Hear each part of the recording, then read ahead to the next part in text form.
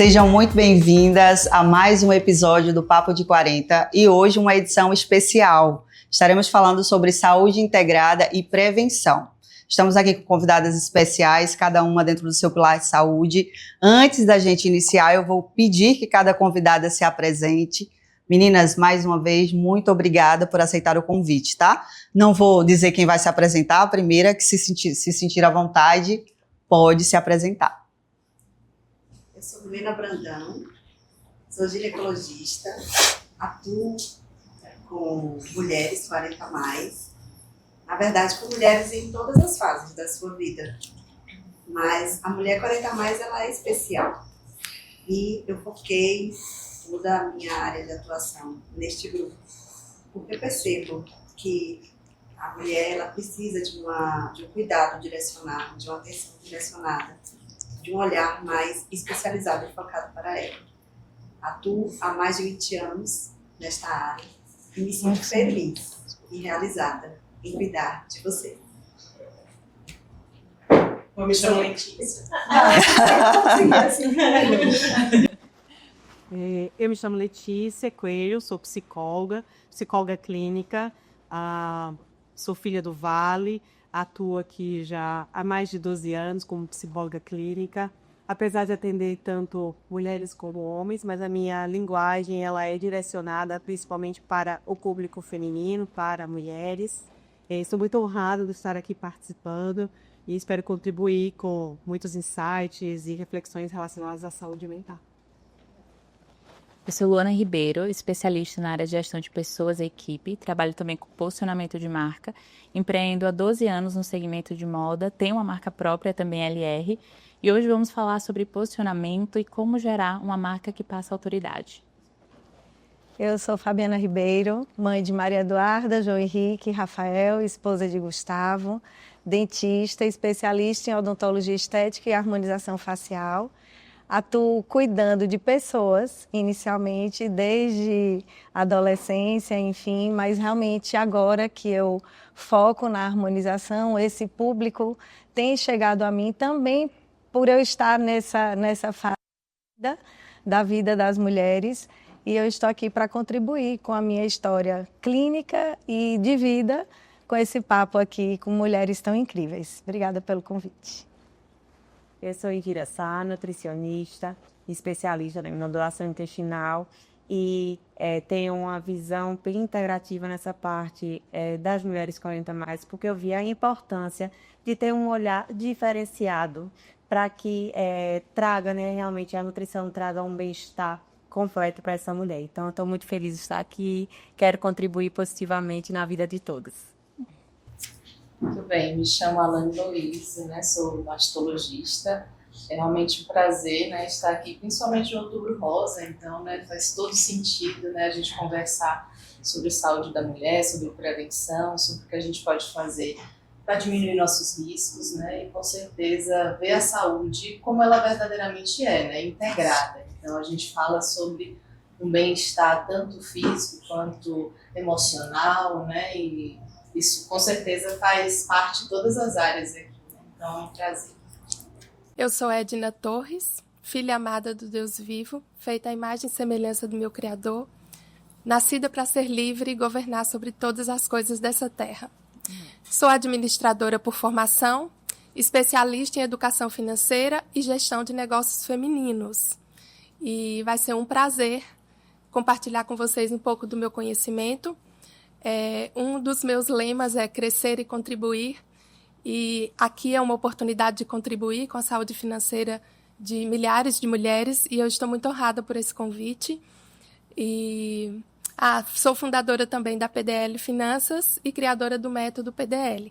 Estou muito feliz, Nádia, pelo convite, e é um prazer estar aqui com vocês, mulheres maravilhosas. Acredito que juntas nós somos muito mais fortes. E esse momento, ele coroa, né, essa frase, e eu estou muito feliz. Bom, eu me chamo Márcia Manuela, eu estou aqui como convidada, sou paciente, enfrentei uma fase ruim da minha vida, mas estou aqui para contar a história, graças a Deus. Descobri um câncer de mama e estou aqui para contar a minha história e como eu enfrentei isso tudo, né? E estou muito grata, é uma honra para mim ter sido convidada para esse bate-papo. E agradeço muito a Nádia, a Jenny, e é isso. Estou aqui para contribuir com a minha história também e dar dicas de prevenção também. A doutora está ali, ela vai estar comigo, com certeza vai estar ajudando nessa parte. Sou Nádia, médica, mãe de 2 nenéns também, Maria Alice e Rafael, e atuo na área da dermatologia clínica, estética, doenças da pele e couro cabeludo. Estou muito feliz em estar aqui hoje, né? Acho que assim, já a frase da Edna, né? Nasci para ser livre, já vou levar para mim. Eu acho que hoje a gente vai ter uma troca muito legal e a gente vai aprender muito umas com as outras, né? Acredito. Eu lembro, Milena foi minha professora, eu só compartilhar uma coisinha. Milena sempre gostou muito de falar e ela sempre foi muito aberta com a gente, né? Aí nos finais das aulas a gente pedia, professora, você não pode falar um pouquinho sobre a vida? A gente começou na faculdade de 18, 19 anos e aí ela sempre conversava isso com a gente. Então, assim, é muito legal hoje estar aqui contigo, tá? Nessa troca. Falar sobre a vida, né? Que emocionante, né? Agora as duas profissionais, né? Uma era professora e aluna.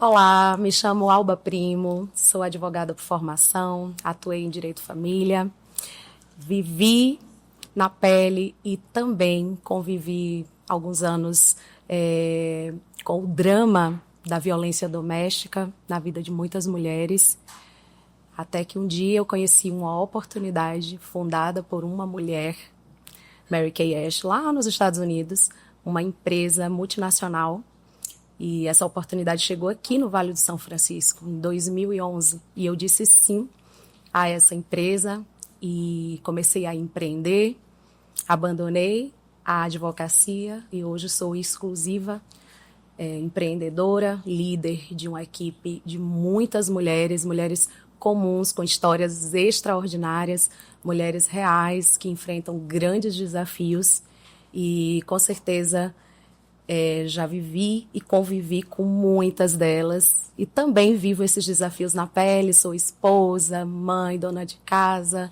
mãe de 2 e tento aí equilibrar os pratos e eu sei que esse é o desafio de muitas. E hoje estou aqui nesse podcast tão especial, num convite assim maravilhoso. Me sinto lisonjeada de fazer parte desse seleto grupo de mulheres incríveis nesse Outubro Cor-de-Rosa, que é uma causa tão importante e que tem um impacto tão grande na nossa sociedade, que não só sobre o câncer, mas o autocuidado. Espero contribuir.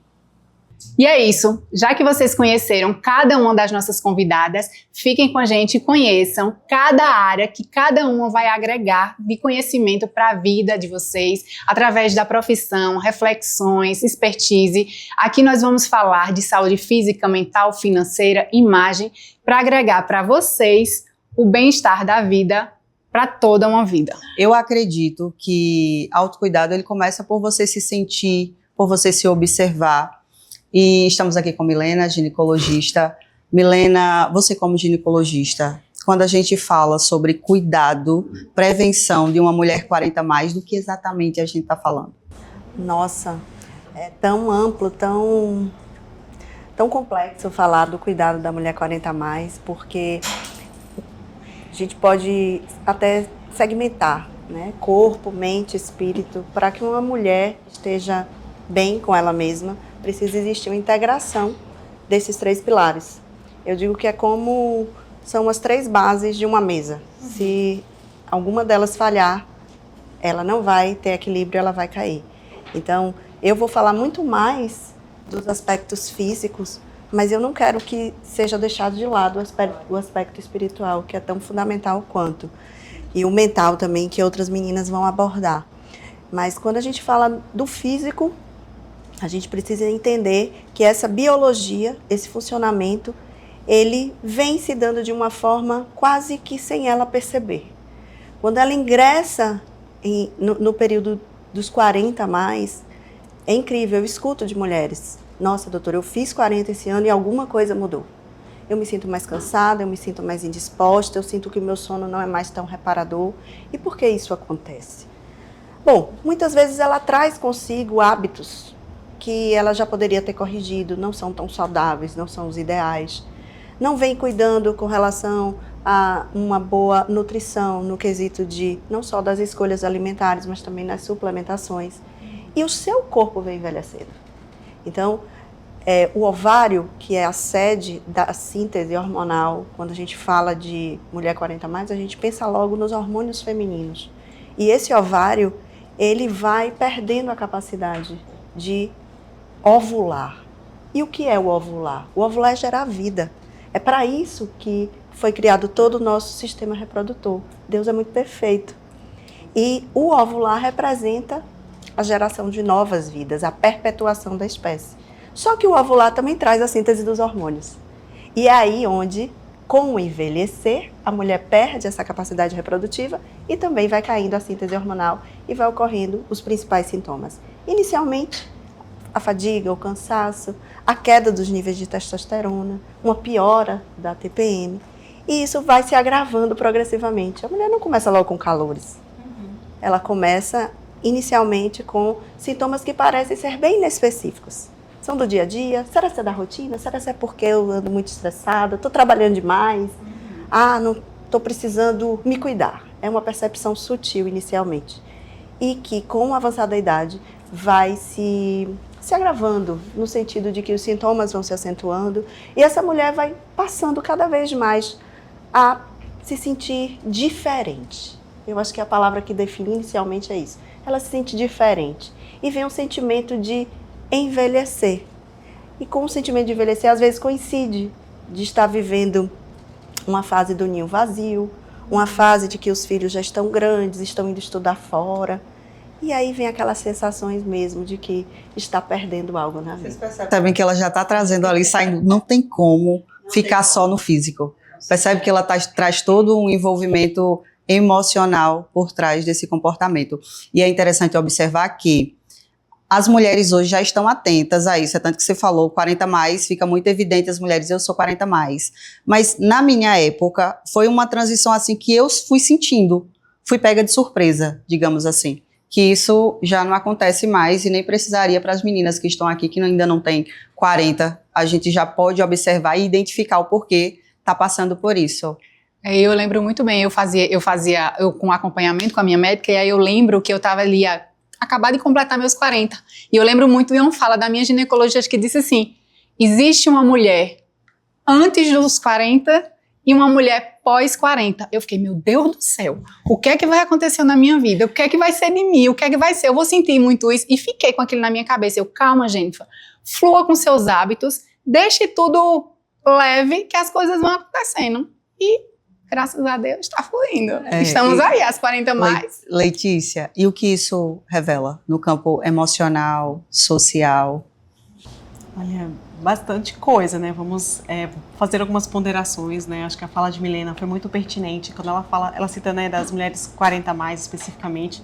Mas eu sinto, né, pela clínica, pelos pacientes dos últimos anos, que as mulheres, elas começaram a se incomodar muito com padrões que não eram funcionais na vida dela, padrões que muitas vezes elas aprenderam, né, na sua infância, pela própria observação de outras mulheres, e essas posições que de forma meio que natural, assim, né, elas foram conduzidas, elas começaram a questionar, né, realmente a necessidade de se manter daquela maneira, naquele formato, porque muitas vezes a mulher, ela é sempre muito corajosa, né, a mulher é muito resiliente, e essa coragem, essa resiliência, muitas vezes acaba permitindo que ela se adapte a situações que nem sempre são exatamente boas, né, ou favoráveis, ela vai se adaptando muito. E esse excesso de adaptação acaba criando muitos sofrimentos. E aí essa mulher meio que se perguntou, eu preciso ficar aqui? Tem algo que não tá legal, tá errado, isso aqui não tá bom. E então, muitas vezes quando elas param, às vezes na psicoterapia, né, o que está acontecendo, por que eu não estou feliz, por que as coisas não estão fazendo sentido para mim, era para estar, porque às vezes você está naquele protocolo, né, que foi ensinado a você, que se você cumprisse aquele protocolo, você estaria feliz. E essas sutilezas que Milena acabou citando, né, que você acaba observando e que você não quer simplesmente assim, é isso, eu estou envelhecendo, então eu tenho que só ficar assim, eu vou ter que... É mais uma coisa ruim ou assim, não tão confortável que eu vou precisar me adaptar. Essa mulher começa a se questionar, não, eu não quero me adaptar, eu me sinto jovem, eu me sinto cheia de energia, eu quero fazer outras coisas. Essa mulher vê essa energia pulsante e, obviamente, enfrentar o processo não é necessariamente fácil, né? Então, por isso que muitas vezes nós, na saúde mental, é tão importante para que ela possa realmente entender quem ela é, o que é prioridade, o que faz sentido para ela, o que é coerente dentro dos valores que ela preconiza, para que ela possa, de fato, vivenciar isso de forma mais inteira, de forma mais livre. Eu acho que realmente essa palavra é uma liberdade no sentido de ter escolhido e não necessariamente estar só vivendo um padrão que socialmente muitas vezes vai sendo colocado para nós mulheres, que acho que não tem uma mulher que não se identifique com essa fala de que nós estamos sempre sendo colocadas dentro de algum quadradinho e estão tentando nos encaixar nesse quadradinho.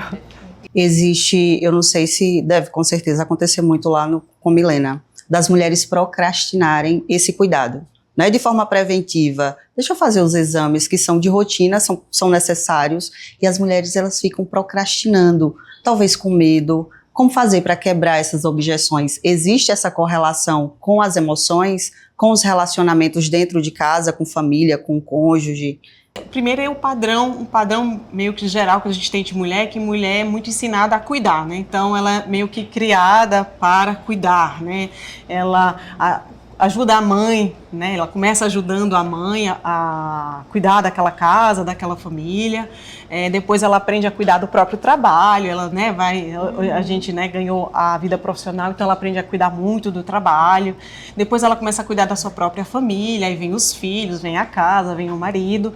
E essa mulher, ela tá sempre assim, de quinto para baixo, assim, nas prioridades, sabe? Às vezes, o que eu sinto, por uma imposição até estética, ela começa até a cuidar do corpo, mas de novo, às vezes presa ao padrão que novamente estão cobrando que ela pertença, e não necessariamente porque ela está se identificando, porque ela encontrou uma coisa que ela faz e ela se sente feliz fazendo aquilo, sabe, aquela atividade. Então, essa mulher que ela está sempre se colocando, não se colocando, na verdade, como prioridade, se olhando com um pouco mais de cuidado, uma observação mais cuidadosa de si, ela acaba muitas vezes procrastinando porque ela realmente ainda não aprendeu a se priorizar, né? Priorizar algo também perpassa pelo processo de aprendizagem. Então, se eu não aprendi em nenhum momento que eu era prioridade, quando você faz isso, parece que tem um sentimento de culpa rondando você, porque eu parei o trabalho, hoje não fui trabalhar, né? Larguei minha agenda, né? Larguei minha agenda de pacientes só para ir ali em doutora Milena, né? Ou para fazer exames, ou ali para fazer uma coisa para mim. Então fica perpassando, meus filhos precisavam que eu estivesse em casa, né? Então essa mulher, ela não é por medo, né? Porque a mulher, quando ela sente que realmente uma coisa está realmente fora do lugar, ela corre rapidamente, geralmente, né, mais do que os homens, para ver o que é. Mas de forma mais preventiva, é mais por esse padrão de cuidar muito dos outros e dessa culpa velada que existe de se priorizar, sabe? De aprender a observar para si mesma com cuidado. Feito. E falando em prevenção, a gente aborda agora a questão da mama. Então, nada melhor, nenhuma pessoa mais especial para falar sobre isso, doutora Alana.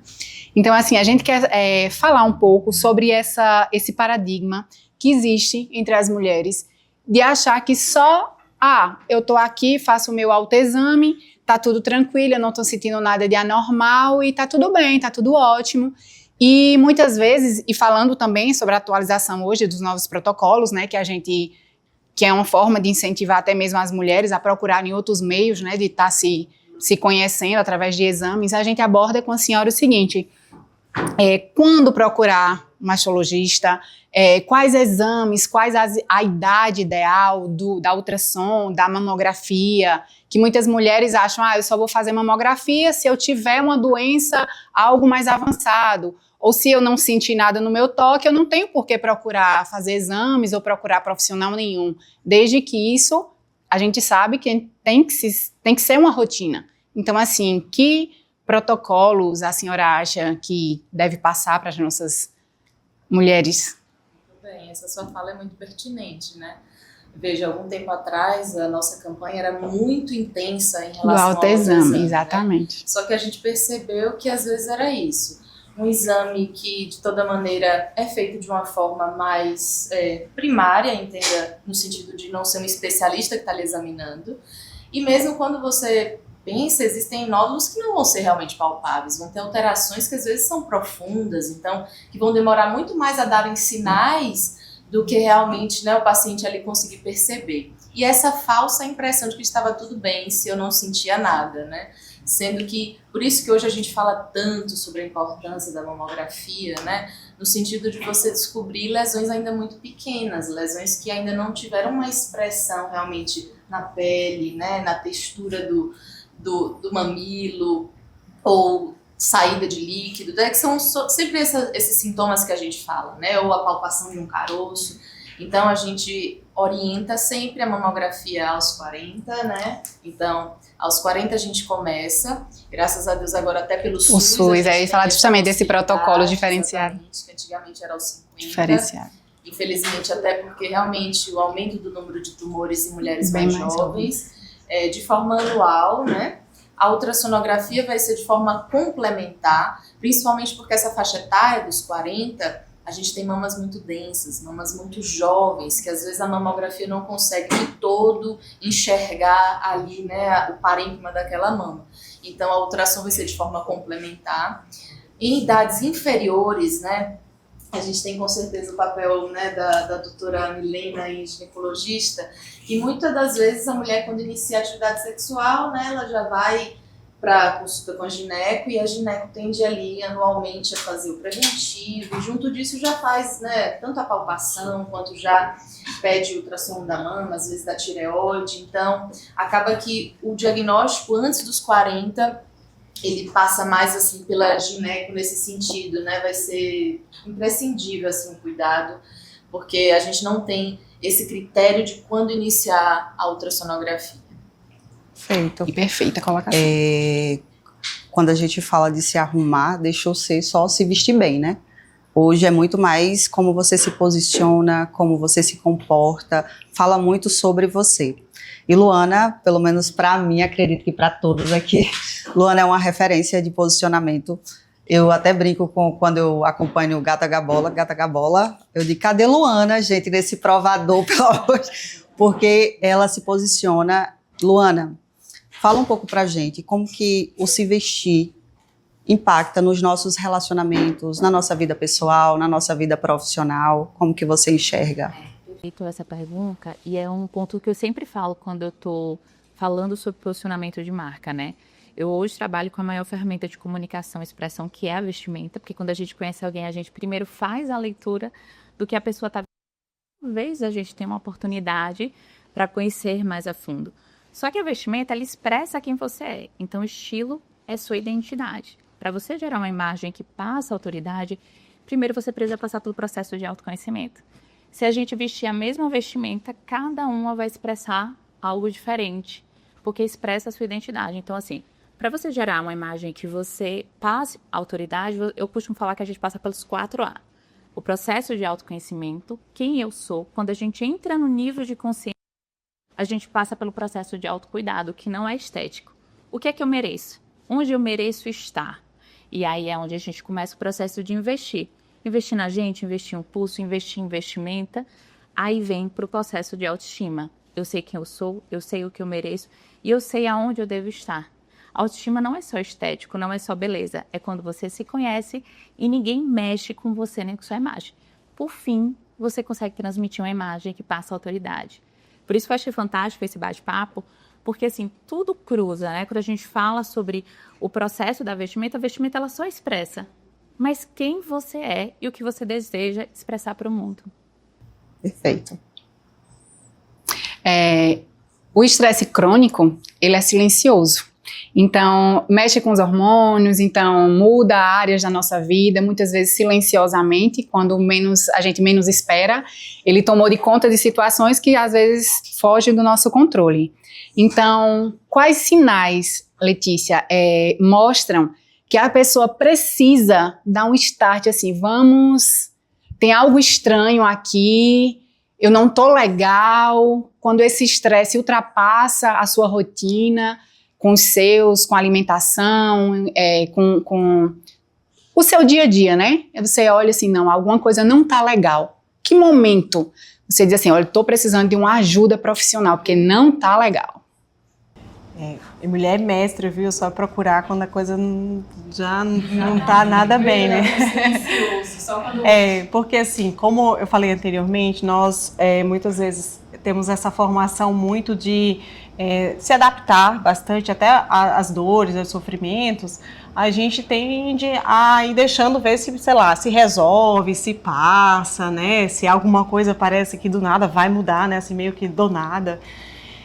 O estresse, ele tem uma característica muito importante que, assim, ele costuma dar sinais físicos com bastante clareza, tá? Então, o estresse, ele vai te dar bastante náusea, ânsia de vômito, queda de cabelo, ele vai te dar uma sensação de fadiga muito forte, você pode ter sintomas dermatológicos, né? Dermatológicos. E aí você meio que pode ir, digamos assim, tentando se adaptar, porque às vezes, apesar de serem sintomas físicos, você vai tentando, né, conviver com esses sintomas, né? Aquela dermatite que está aparecendo ali insistente, que você não tinha, né? Mas aí no meio daquele estresse ela apareceu. Você vai tentando conviver. E aí o grande problema do estresse é que esse convívio excessivo com o processo do estresse, ele vai evoluindo para outros processos de sofrimento, tá bom? Porque o estresse, a gente brinca, né? O estresse ele é maravilhoso. Quando ele chega na clínica e é claramente só o estresse, ele é maravilhoso por quê? Porque assim que você mexer com o estressor, aquilo tudo vai passar.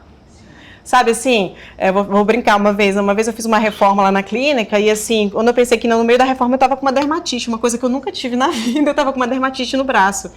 Adivinhe só, assim que acabou a reforma, acabou o quê? A dermatite. Então, o estresse, ela tem essa característica maravilhosa. Só que, como as pessoas, elas costumam às vezes ir se adaptando ao estresse, aí esse sofrimento, ele cria outros sofrimentos, tá? Então, esse cérebro, essa mente que tá ali no sofrimento, ela tem uma tendência aí, se você não cuida, ele cria outros. Então, é muito comum a depressão associada a um estresse prolongado, então você acabou desencadeando para um processo depressivo, porque não cuidou lá do estressor, e aí agora a gente também tem o processo depressivo no jogo. Ou uma coisa que é muito comum é também crise de pânico, tá? Que aí a gente entra na seara da ansiedade, tá? Então dentro dos transtornos ansiosos. Porque, por exemplo, eu estou com estresse de trabalho, então só de pensar em ir para o trabalho de manhã eu já tenho palpitações, então ali já é um indíciozinho de um processo ansioso e talvez até de um pânico começando a se constituir, tá? O que eu costumo sempre dizer você sentiu que tem algo que não está legal, não está como você acha que deveria, procura, sabe? Procura uma ajuda, não importa se você não quer ir no psicólogo, quer ir no ginecologista, né? Quer ir em outro médico, porque se for um bom profissional, vai te orientar, vai te dizer, então se não é ele que vai conseguir te ajudar completamente, ele vai te dar uma orientação. Se você chega para mim que sou psicóloga e você tem demandas que eu entendo que podem não estar somente na minha área, eu solicito que a pessoa vá ao ginecologista, eu solicito que a pessoa vá ao psiquiatra, né, vá a um outro médico se for uma necessidade, um cardiologista, por exemplo. Então, se você sentiu que não está legal, procura um lugar, alguém, né, para te ajudar, procura alguém, um profissional para te ajudar. E eu acho que o sintoma hoje, que eu sinto assim que está muito em voga, as pessoas estão perdendo um pouco de sentido assim com a vida, sabe? Essa era muito estimulada e tudo muito rápido. Então, o que eu sinto muito hoje é um sentimento que é um sinal que a gente chama na depressão de anedonia, né? Que até então, há muitos anos atrás, não era algo assim tão comum nos relatos das pessoas e hoje é um dos mais comuns. eu não estou feliz, eu não me sinto feliz, eu acordo e parece que a vida não tem sentido, eu estou no piloto automático. Então, assim, isso também não é legal. Você não nasceu, você não está aqui nesta terra, nesse lugar maravilhoso, para viver no automático, sabe? E para não estar bem, minimamente, né? Não é que a gente viva feliz o tempo todo, mas sim, a vida tem que ter sentido. Um dia ruim é uma coisa, mas dias e dias ruins é outra. Perfeito. Eu fico só observando as falas e assim, esse A que Luana traz de autoconhecimento, quando você se conhece, você não se deixa ser conduzida. Então, quando eu estou num processo ansioso ou de estresse, eu paro e começo a identificar, pode ser pontual. Eu estou passando por um período de estresse por conta disso. Então, eu sei que existe um início, um meio e um fim. Não é? Então, o autoconhecimento ele é imprescindível para todas as áreas da nossa vida. E quando a gente fala de bem me quero, a gente não vive uma linha reta, não, gente. A nossa vida é de altos e baixos, né? Por muito tempo foi vista a estética como vaidade, como algo supérfluo. Mas imagina, se eu cuido da estética, isso influencia diretamente na minha autoestima. Então, se eu busco, a gente fala, não existe um medo nas mulheres. Pois eu vou dizer aqui que existe, porque se teve uma mulher que já teve medo, foi essa aqui. Inclusive, de fazer um exame de mama e chegar lá e já disse, doutor, pode, viu? Tenho filhos, 3 filhos, na época só eram 3. Eu não sei o que eu vou fazer não, mas eu tenho certeza que eu tenho alguma coisa, tá doendo muito. Ele disse, você pratica atividade física? Eu disse, sim. Ele disse, pode ser muscular, viu, Nádia? Isso não é possível.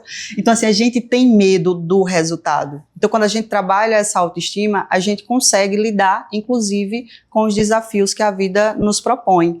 E aí, quando Edna trouxe, e Alba, essas mulheres foram escolhidas a dedo de fato, porque a gente acompanha a rotina de trabalho de vocês, e essa preocupação, gente, deixou de ser só atender porque vou cobrar uma consulta. É muito mais que isso. E Fabiana, ela tem esse olhar, essa sutileza de dizer assim, não é só o que você quer, é o que você precisa. E eu tenho certeza que você vai sair daqui muito bem. Porque às vezes a gente quer algo para tratar uma dor emocional.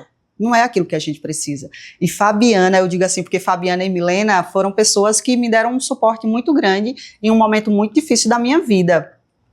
Fabiana, como que você enxerga esse aliado, né, da estética com as questões emocionais, sociais, de se posicionar? Você diria que Nádia, há 17, 18 anos atrás, estaria aqui sentada, conversando com vocês? Então, assim, não conta agora tudo, tá? Vai só de forma superficial. Esse é um momento seu e no seu dia você vai contar essa história, se esse dia chegar. Então, de fato, quando eu sou procurada para entregar a minha atenção e o meu cuidado, eu tento realmente ir além daquilo que a pessoa está expondo.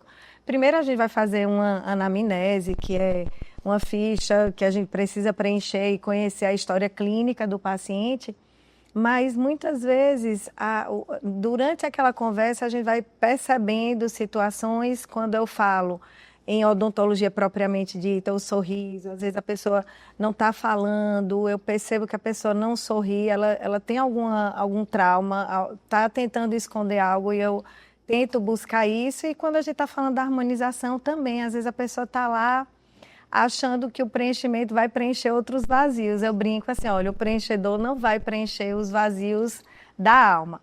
E quando Letícia falou de profissionais que orientam você a procurar outros profissionais, porque a gente também faz um pouco o papel de psicólogo, um pouco o papel né? Então a gente se divide ali, tentando ajudar de alguma forma, mas realmente, Nádia, assim como você, outras mulheres são transformadas pelo autocuidado, e através do autocuidado vem a autoestima, o autoconhecimento, e o que parece muitas vezes ser supérfluo não é, né? A gente não está falando só de padrões, a gente não está falando de colocar você numa caixinha de que você tem que estar assim ou parecer assim, mas de fato, quando você se cuida, realmente você começa a destravar outras situações e aquilo vai vida, e que a gente não consegue nem mensurar o que pode vir depois de um processo de autocuidado e de autoestima sendo resgatada, né? Até porque a baixa da autoestima às vezes não vem só de você, pessoas, relacionamentos, fazem com que você vá se diminuindo para se encaixar, para caber ali em algum processo. E isso vai te destruindo até o momento que você resolve olhar com mais carinho para você. Né? A gente que trabalha em consultório, eu acho que tem muito isso, assim, da escuta terapêutica, que eu digo. Que às vezes, assim, não é uma seringa de ácido hialurônico que o paciente precisa, não é um creminho de skincare. Às vezes ele precisa da escuta terapêutica, ele só precisa chegar em um lugar em que ele se sinta seguro para ele poder desabafar de alguma questão que ele está vivendo, de alguma dificuldade, né? Isso é muito legal aqui, acho que tanto na minha parte da dermatologia, como acho que de todo mundo que consegue trabalhar nesse ambiente do consultório, né, um lugar fechado, onde o paciente se sente seguro, em que a gente conhece muitas histórias, né? Então, essa questão da autoestima, ela é extremamente importante.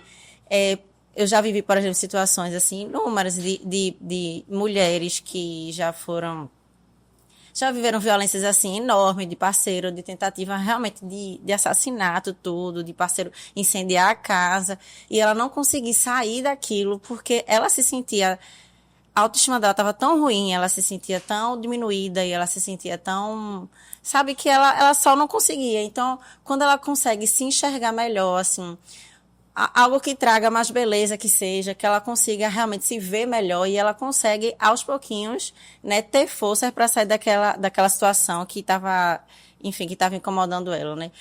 A questão do autoconhecimento, eu acho muito massa isso também. Se eu chegar para você, Nádia, e disser assim, você é uma pessoa verde, você não vai precisar olhar para você e dizer, tá doida, eu não sou verde, né? Porque você sabe que você não é verde, né? Mas, às vezes, uma pessoa chega e diz para você, você é X, e diz uma coisa que te magoa. E às vezes a gente deixa que aquela atitude magoe a gente, né? A gente dá o poder para aquela pessoa dizer que você é isso e fica o poder com ela e a gente fica com a mágoa, com a tristeza. Então, quando a gente se conhece, a pessoa diz você é isso, você é aquilo, e você consegue dizer, não sou. Né? Por que você está dizendo isso de mim? Eu não sou isso, eu não fiz isso, né? E é muito importante a questão do autoconhecimento, assim, a autoestima e o autoconhecimento, eles têm que estar muito ligados para a gente ter uma saúde como um todo, né? Física, mental, é muito importante. Essa colocação de Nádia de escuta ativa, eu acredito que eu até me estendo para a Alba, para a Edna, de olha, deixa eu te escutar antes, porque às vezes a sua necessidade, a que você acredita, não é de fato o que você precisa. E aí entra o outro A que Luana trouxe, que é o de autocuidado, não só relacionado à parte externa, mas é se reconhecer, ver como a gente se cobra a perfeição o tempo todo. Sim. E o ser de verdade, quando o autoconhecimento, se você não se reconhece sendo de verdade, você não é capaz, aí vira modinha, né? Autoconhecimento, busco me conhecer, mas será mesmo? Porque o autoconhecimento é quando eu reconheço a minha vulnerabilidade e aceito estar vulnerável em alguns momentos. E esse momento de vulnerabilidade é justamente reconhecer que posso errar, porque perfeição para você pode não ser perfeição para mim, e tá tudo bem. Então o autoconhecimento, o autocuidado é começar a dizer que o outro pensa sobre mim, talvez não seja a verdade absoluta, eu posso cair, levantar, e isso faz parte da vida. E a gente falando, pegando só a fala da doutora Fabiana, e a gente falando sobre justamente essa maturidade, né, nós mais maduras, mais experientes, e aí eu tive no consultório da doutora Fabiana esses dias, e eu cheguei para ela e disse, doutora, eu tô com vergonha de sorrir. Ela, como assim? E a gente fala do autocuidado diário, a corpo, e por vezes a gente deixa de lado algumas partes, e aí eu tava com o meu dente um pouquinho, né, e eu disse assim, não, vou deixando, e de repente, meu marido olhou para mim e disse, minha filha, vá ver esses seus dentes. Nossa, meu marido tá percebendo. Cheguei na doutora Fabiana realmente foi um start, porque realmente eu tava com vergonha de sorrir. Quando eu ia tirar a foto, eu fazia assim. E aí, quando eu sentei na cadeira dela, que ela disse assim, vamos fazer isso. Tá, eu confio, vamos fazer. E aí ela fez, quando eu levantei, ela disse, olha, pode ser que você estranhe, porque você estava lidando com uma imagem, de repente é uma outra totalmente diferente e é normal causar um impacto. Eu levantei da cadeira dela, olhei no espelho assim, eu digo, o quê? Tá maravilhoso! Aí ela disse, olha, caso alguém ache estranho, fale que tá feio, quem tem que achar bonito sou eu, tá lindo, tá maravilhoso, então tá perfeito. E aí é isso, a gente falando da questão do se conhecer, alguém vai dizer que tá feio, se eu tô achando que tá bonito, então tá perfeito.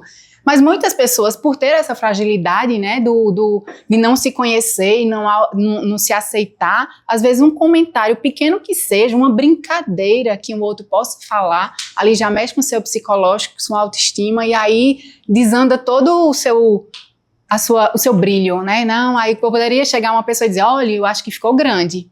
Eu acho que não tá bonito seu sorriso. Eu ia chegar lá, doutora Fabiana, fulano disse que não tá legal, não, quero diminuir. Então, é muito importante. Que esse momento, quando a pessoa vai se olhar, causa muitas vezes um estranhamento. E eu falo para os pacientes assim, olha, primeiro eu ouço o meu olhar. Se para mim estiver bom, eu vou deixar assim, vou pedir para você ir para casa. E aí você vai justamente essa questão de ouvir as pessoas se ver.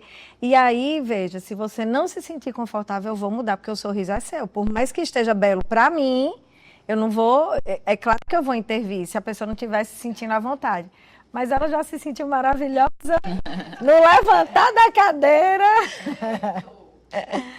Para mim estava também. Aí, mas... E aí, de uma forma ou de outra, mesmo uma mulher super bem resolvida, com a autoestima lá em cima, ficou ainda melhor, mais segura, mais... né? É muito bacana isso. Quem já ouviu um ditado, é uma brincadeira, que a gente pegava uma rosa e ia tirando as pétalas.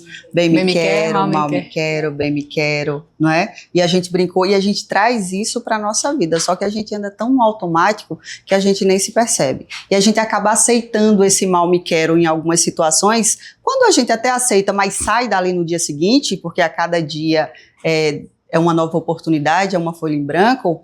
E eu pensando nisso, esse bem me quero, ele precisa estar em todas as áreas da minha vida. E o bem me quero, ele não é